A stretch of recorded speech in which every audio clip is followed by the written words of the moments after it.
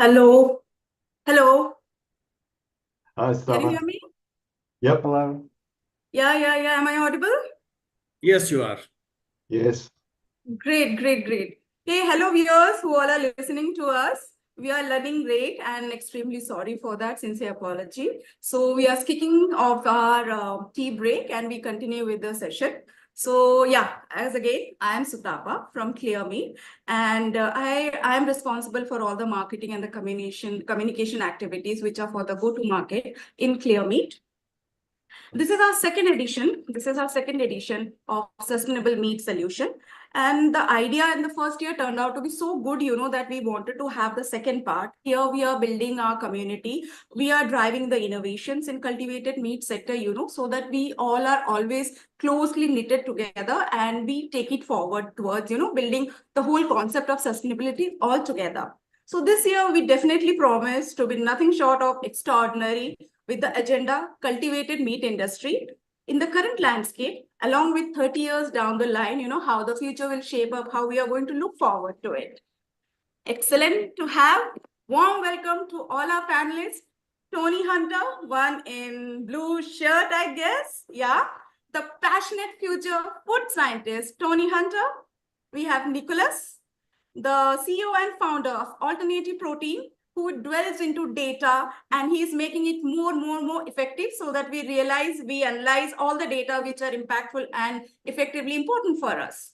We have Dr. Ganesh, his research in computational gastronomy, one who is maroon t-shirt, I guess. Yeah, Ganesh, he's been phenomenal. And Ganesh, if I'm not wrong, you are also a TEDx speaker, correct? Oh, Yes. wow.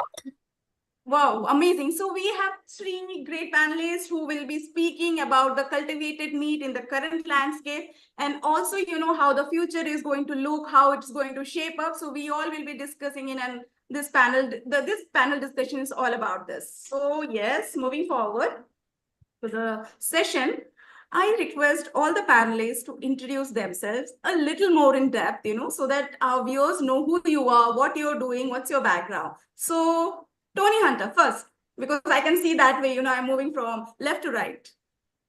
Thank you, Stava.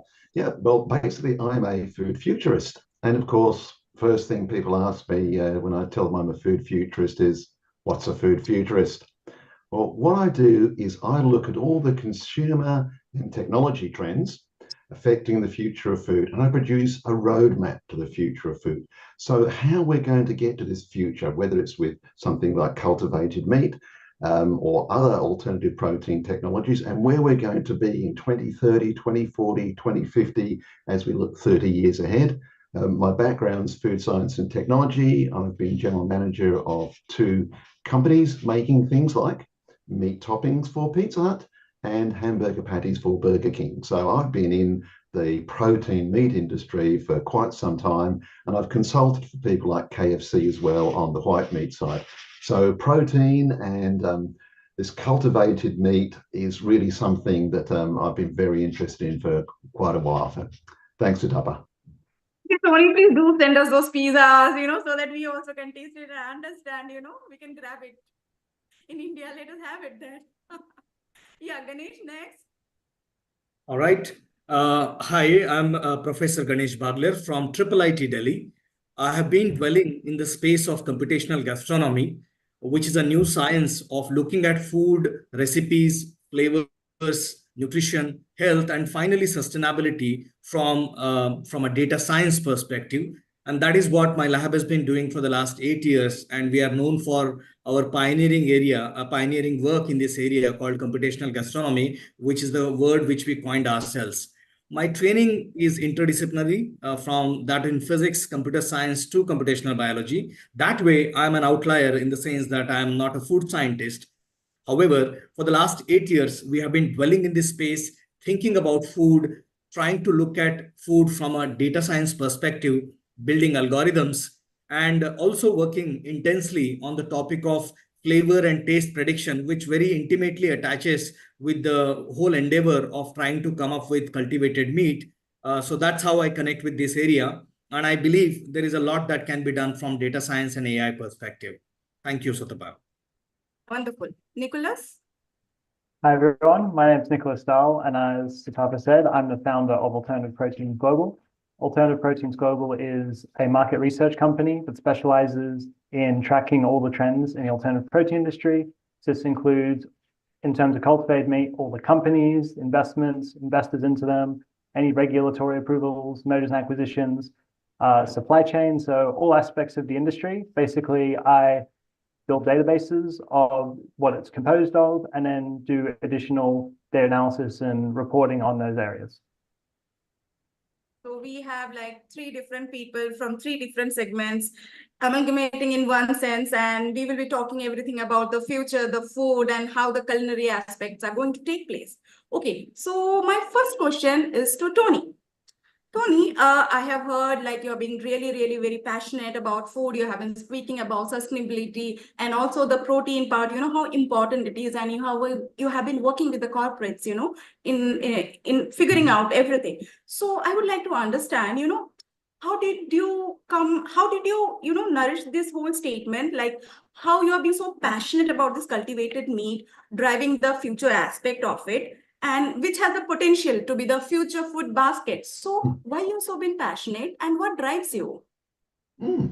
Well, as to say, Siddharth, I mean, I've always loved technology. My background being food science and technology, I actually build my own computers. I have a couple of boxes over here waiting to be assembled into a new computer. So technology has always fascinated me. And back in about 2017 is when I saw things really start changing. And I started to see things like cultivated meat, culture meat, whatever you want to call it, come to the fore and start being, more visible. And I thought, wow, that's something I haven't seen before. I saw other technologies I hadn't seen before. I saw consumer trends happening much faster than I thought. And I really thought to myself, things are changing. And so I dug deeper. And the deeper I dug, the more fascinated I became with the whole food technology space, or new technologies coming into food. And I actually went to the first GFI conference in 2018 in San Francisco at UC Berkeley. And I came back from that convinced that things would never be the same again. And I think I was right. And so, I've been looking at all the new technologies coming into food. And of course, cultivated meat, cell-based products are front and center of what's going on. And we're going to need more protein to feed the planet by 2050. And we're going to need everything we can get. And I think cultivated meat has a huge potential to satisfy that supply of protein using less resources, but also consumers, they like meat. We need to give them something that they're going to like. And so that's why I'm sort of so passionate about what's going on and what the future is going to hold, because if we look less than 30 years out, we're looking at 9 to 10 billion people on the planet, growing middle classes. So that's going to have a dramatic effect on the future of the planet, not just the future of food. Wonderful. I can see like Ganesh is smiling a little bit. You want to say something like why you are being so passionate and what drives you to be part of cultivated meat? Well, when I started my work, I never thought of cultivated meat as the primary direction that I'll be thinking about working on. However, started with the taste direction and moved into health direction. Only recently we realized that to be able to feed the population of 10 billion, which we anticipate to have by 2030, we need to find ways of sustainably creating food and proteins specifically for all these 10 billion people. And that is where we moved into the direction of finding ways of computing the carbon footprint of the recipes, which will tell us about how much impact environmentally are they making. And secondly, finding ways by which we can support the cultivated meat industry. That is what I have been thinking and working on for a while now, Sutapa. Oh, that's great. So we have been talking about the current landscape, the current scenario. So from the current to the future, the whole topic is covering. I mean, that is the paradigm we are into right now. So one thing which I want to understand, from the future perspective, like I have been meeting many people across, they come across and they get confused with the term cultivated meat. People get confused, and somewhere there is not a relation or there is not a connection which they are able to make. So again, my first question to Tony again, do you suggest something new about this terminology so that it has a better acceptance? better relativity, better connection in the future, from the consumer perspective. So instead of cultivated meat, what are the beautiful terms you would like to use, Tony?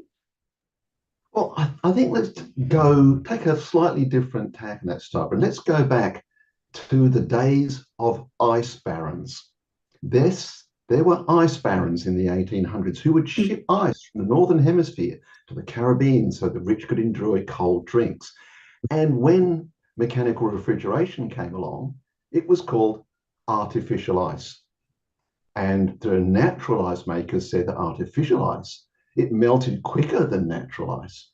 Now, do you now go to your refrigerator and get out some artificial ice?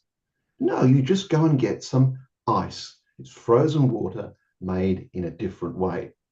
And my feelings in the long-term future is that cultivated meat, cultured meat, whatever, will just be called meat. And we'll drop the bit off the front, and that's what it will be called. I mean, chemistry used to be called synthetic chemistry. To manufacture things like nitrates and things like that was synthetic chemistry. Now it's just chemistry. And I'm not sure that we can come up with one magic silver bullet name for the product, which is going to speak to everybody in every country, in every culture, because these things mean different things in different cultures. And that may lead to some confusion from a global perspective, but people buy their products in their own country. And I firmly believe what fits in that country is what it should be called from a consumer point of view. If we want to call it from a scientific point of view, cultured, cultivated, cell-based, not lab-based. I mean, your yogurt is lab-based, if you like, because it starts in an ingredients lab somewhere, then gets made in a factory. So the term lab-based really is just a misnomer used by those who really don't like the whole thing process whatsoever. So I think really it's got to be looked at from a country and culture point of view, what fits with that particular geographic point. Great point, from cultural aspect and the culinary aspect, how this can be married together. Because in India, if we see, we will call it, karma meat, because we are not killing it out. It's a good karma, what we are building it. So it is culturally very effective for us. So from that aspect, yes, from cultural aspect, country-wise, the terminology can change, and better the awareness, more the acceptance. But yeah, I'm sure lab grown is something we should be reducing out more, not be talking, because everything is created in the lab. Ganesh, you want to add something because you are in the culinary, in the gastronomical part. So any new terminology you want to introduce for the future? Yeah, I mean, I have been compiling terminologies which are used, and I understand Wonderful. why someone like Tony has Yeah. observations, but I have looked at terms and they are like cultivated meat, synthetic meat, artificial meat. Someone would like to call it real meat, as Tony said. With time, like it happened with ice, people might end up calling it just meat itself. Lab-based meat, karma meat, you just said it, right? Personally speaking, I don't have any attachment. And as Tony rightly said, the terminology should be one from the science perspective about what is technically correct. Lab-based meat is obviously a misnomer. And secondly, it should be pitched from the perspective of the consumers. And in a Eastern cultures, the way one looks at meat and connotations which are attached with it could be very different from typical Western cultures, although such binary division is not the way the world can be divided into. Therefore, we should come up with terminology. I completely agree with what Tony is saying. That's completely dependent on the consumers. I agree. Nicholas, you like, what is the market there? How people are accepting in Australia? So in Australia, to the best of my knowledge, so there's been a couple dozen studies around the world looking at consumer acceptance of cultivated meat and that sort of thing and how they want labeled. And Australia is a big mix in the sense that we've got some of the companies that have raised the most money, such as Bao in the industry here, and they're currently applying for regulatory approval. But we also have one of the highest meat consumption in the world, one of the biggest animal agriculture industries. So it's definitely a mixed bag at the moment. Yeah, we'll see in the future how it plays out. All right, point taken, point taken. Okay, so now my next question is, again, please stay back, Nicholas, it's for you. So you have been working on the data and the reports on alternative proteins or the cultivated meat, precisely what we're talking about. Can you share what have been the trends or the three best patterns that has been observed recently and which has the potential to shape up in future? Yeah, so by far the biggest trend and what's most talked about right now is trends to do with investment. So the actual investment in the cultivated meat industry has dropped quite a lot. It's actually, when you look at half yearly intervals from 2022 to 2023, it's actually halved investment value. So all of 2022, we had about $870 million invested in the industry. And the first half of 2023, this had dropped to 180 million. So definitely it has been, not just in cultivated meat, by the way, this is across all of alternative proteins and really all categories of venture capital investment right now. So that's been a big trend, and that will likely drive other trends such as companies perhaps, merging with each other or getting acquired or other sort of collaborations to keep going if they're shorter on runway and that sort of thing. The second trend is, despite those investment headwinds, there's still a lot of companies starting up. So there's still a growth in the overall number of companies. So as of today, there's about 250 companies worldwide in the cultivated meat industry, between the cultivated meat companies themselves, those looking at seafood, and then those other companies in the supply chain producing the cell lines, cell media, scaffolding, all of that. And the third trend would likely be the reduction in cost across cultivated meat products. So again, this is hard to quantify because a lot of the estimates are from studies or LCAs such as Good Food Institute. They did a techno-economic analysis in 2023, and they quoted a range of different cost options, the lowest being that it will cost $6 a kilo to produce in the future. And I've read many articles from companies claiming to be below $100 a kilo in cost, which is much less than I think when it first started in 2013, the first burger being $200,000, $300,000 a kilo. So, or just for the burger, sorry, not per kilo. So that's been a big trend. However, it's hard to tell what % of that product is actually cultivated meat and how much is plant-based or other materials. So those are three big trends. So the decline in investment, but still increase in companies and decrease in production cost over time.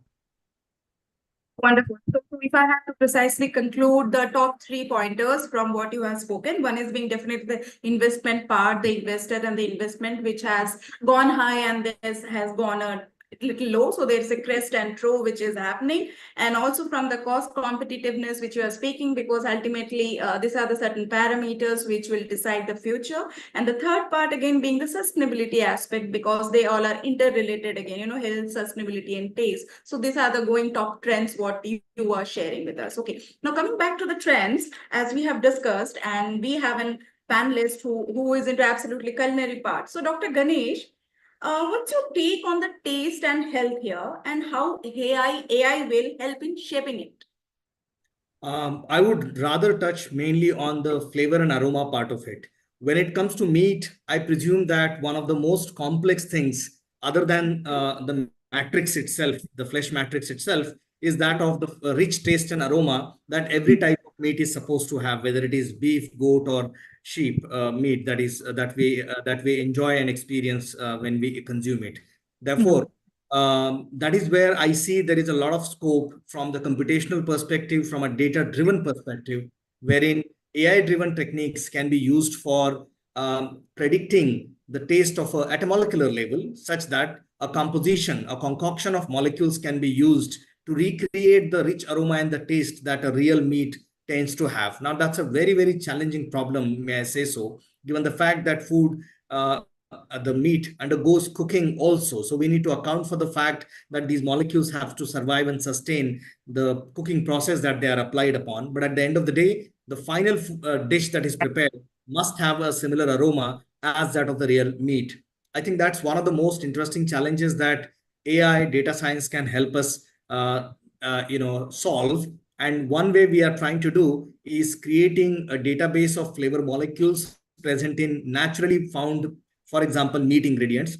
Flavor DB, database of flavor molecules that we published, has one of them. And secondly, we are building algorithms. Given a molecule, a chemical, natural or synthetic, doesn't matter.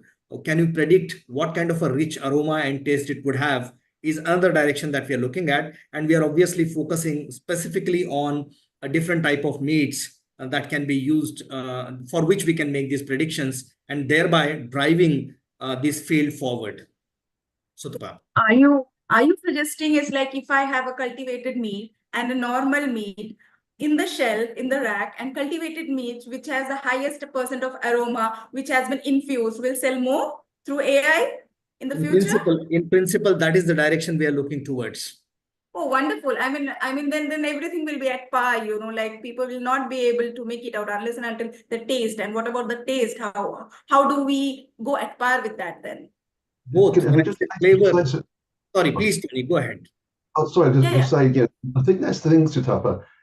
Everybody looks at hamburgers or Wagyu meat or anything as the best flavor.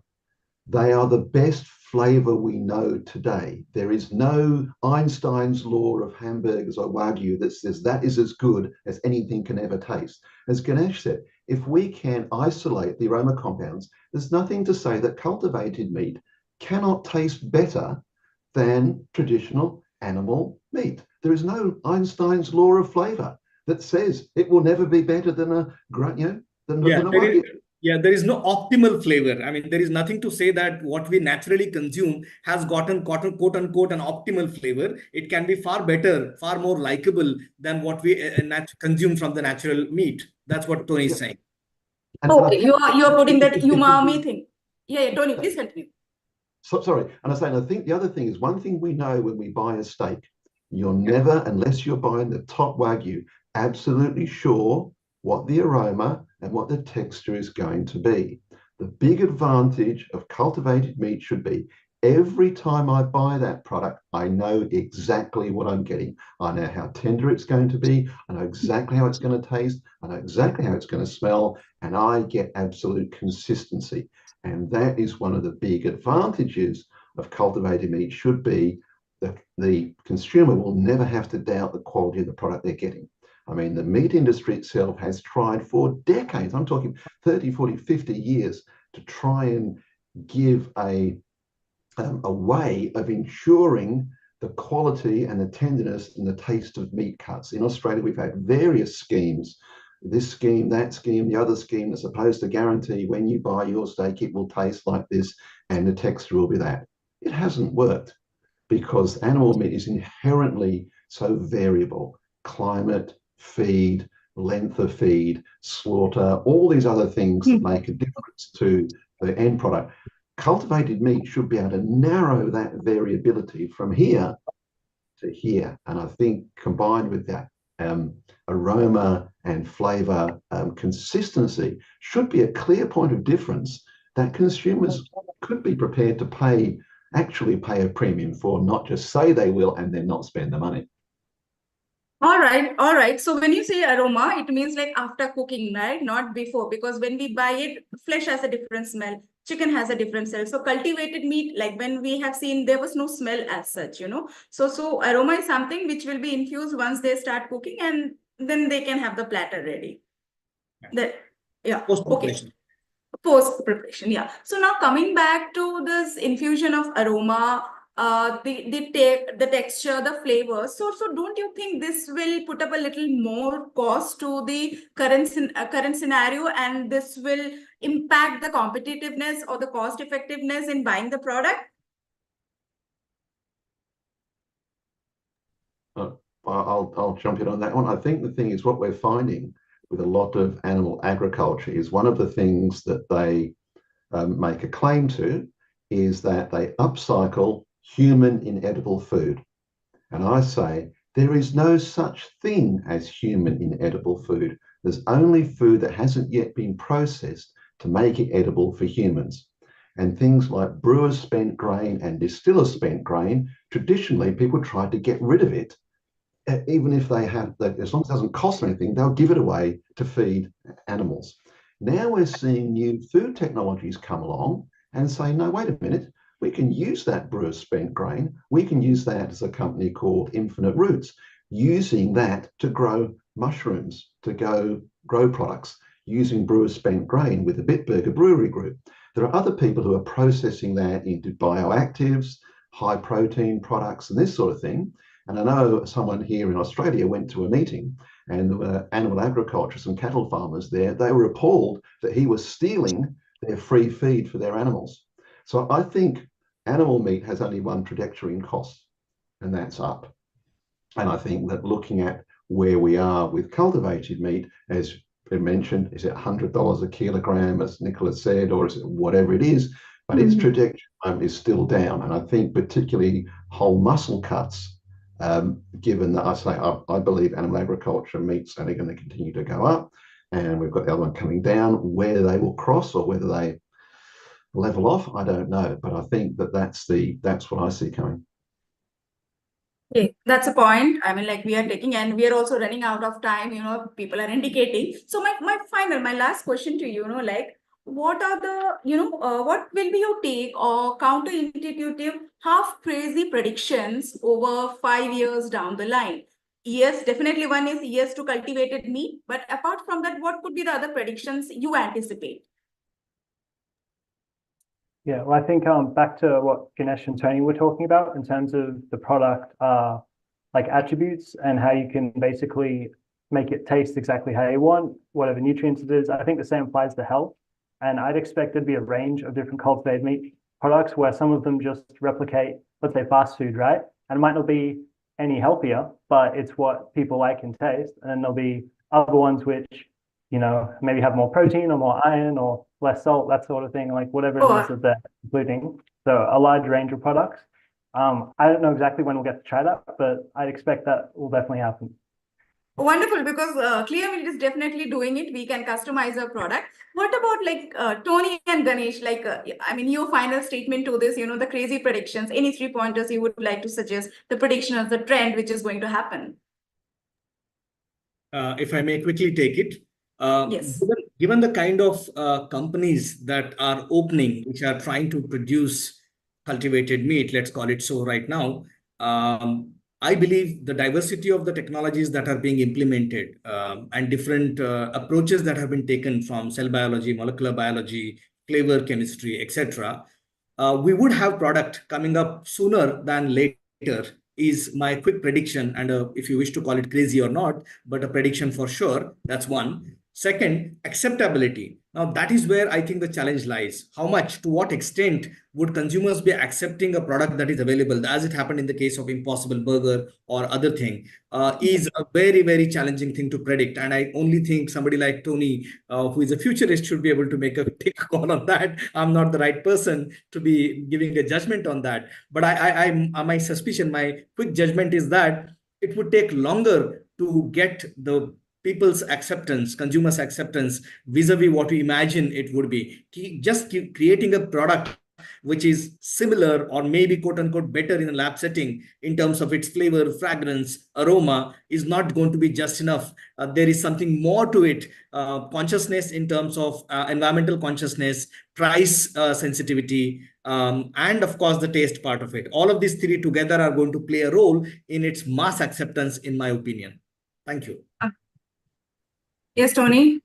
A couple of things to follow on from what Ganesh is saying, acceptability. If you look at the generations, Gen Z, about 78% of them are comfortable with technology being used to make their food, 67 for Gen Y, and then Boomers and Gen X are 58%. And the big generation to watch out for, Generation Alpha. By the end of this year, there will be 2 billion Gen Alphas on the planet, all the way from India down through the Asian subcontinent, China, across to Indonesia and the Philippines. So looking to the long-term future, it's their values and ideas and things like sustainability which will drive the future of food, whether it's cultivated meat or anything else. And if they see the sustainability advantages, anyone I've spoken to who has a Gen Alpha child says whatever the Gen Alpha child wants or thinks, the family goes with. If they say that cultivated meat's the thing to go for because mummy and daddy, it's far more sustainable, they didn't kill any nice little lambs or baby animals, and that's what we should eat, then the family is going to at least try it. There's no doubt in my mind of that, particularly in the next 5 years, as the Gen Alphas then hit by 2030. The oldest of them will be 20 and the youngest will be 6. And at 6 years old with their smartphones, they're going to be telling people what to do. And lastly, I just think we're going to see a lot of consolidation in the industry over the next 5 years. I think we've got multiple technology streams. We'll see some of those fall by the wayside. We'll see others come to the fore, but I see quite a lot of consolidation going on. The good companies will continue to get funded. Those that maybe don't have as good a point of difference won't. Yes, I agree to what you have said, and definitely the pointers are yes to the cultivated meat, yes to the future basket. So whosoever it is, Gen Z, Gen X, Millennials, Gen L, all are going to accept it. That is what we are going to take it out from and working towards the sustainability and marching towards it. Yeah, thank you, gentlemen. Thank you, everyone, for joining this beautiful session. Thank you. Thanks all for this insightful session again. Thank you. Welcome. We will see you next year. And meanwhile, I will get connected with you again for other details. Thank you. Thanks, Good day. Goodbye. Bye. Bye, everyone. Bye.